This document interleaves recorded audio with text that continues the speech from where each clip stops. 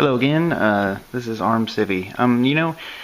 I put this Apex tactical trigger in. It's the Apex Polymer SD trigger, and I'm kind of on the fence about it.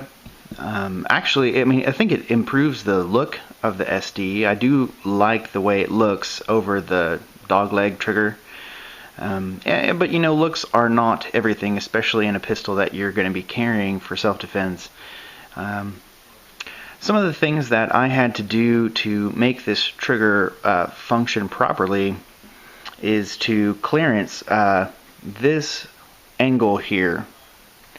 How it came originally is, let me go ahead and cock it.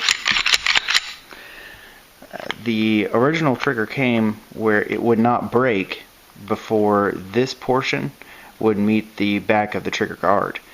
So you had to do some clearancing, or else I had to do some clearancing in order for it to break before it would hit that back of the trigger guard. Now once that clearancing has been done, just that angle right there that opens up, you see, it will function properly. So you just go in with a tiny file, and you can install this trigger and do this mod, while the trigger is in the actual pistol frame.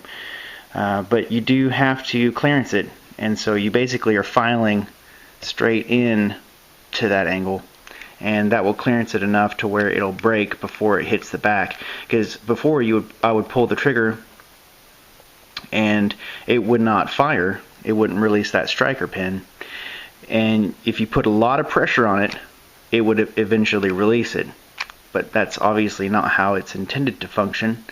And then the next thing I noticed was that the reset occasionally, not every time, but occasionally would not reset.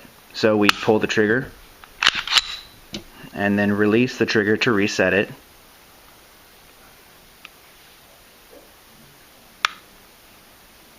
And it would not reset until you let completely off, and then sometimes I would just let it sit there, and then it would take 1 to 2 seconds, and then it would reset.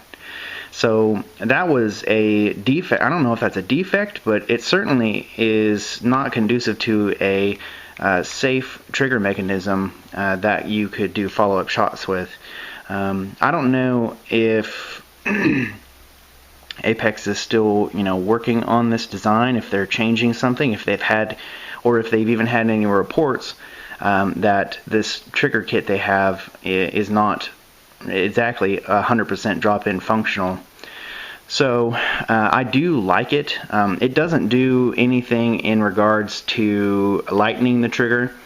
You can get the Apex spring kit for that if you want to do that. But I do like the feel of it better than the dogleg. It is obviously more Glock-like.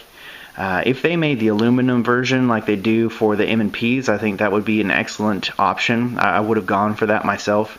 And I have installed 2 of the M&P forward set sear kits with the aluminum triggers into 2 different M&Ps, and it is kind of a booger to get this pin in on those aluminum versions. I mean, it really is difficult to do, but on this polymer frame or polymer trigger, it really wasn't that bad. So I believe there's some videos out from Apex already depicting how to install one of these, so I'm not going to do that here. But I just wanted to talk about that and kind of let you know what it looked like. It doesn't change any of the geometry. The engagement is the same as the original, and the reset is also the same. So just something to kind of think about. And you can see this gap in the safety here, the trigger safety. That is appropriate, but on the M&P, I've also seen where this can be a little tight, so that may be something that would also need to be clearanced. I think it just depends on the pistol that you have. So anyway, just a quick video to kind of show you what this Apex Polymer SD trigger looks like and kind of how it functions. And thanks to Bry 33 or Bry Productions 33, Bry 33 Productions, I can't remember which one it is, but he made a video of this trigger installed in an SD, and that inspired me to go look into it. So thank you for that.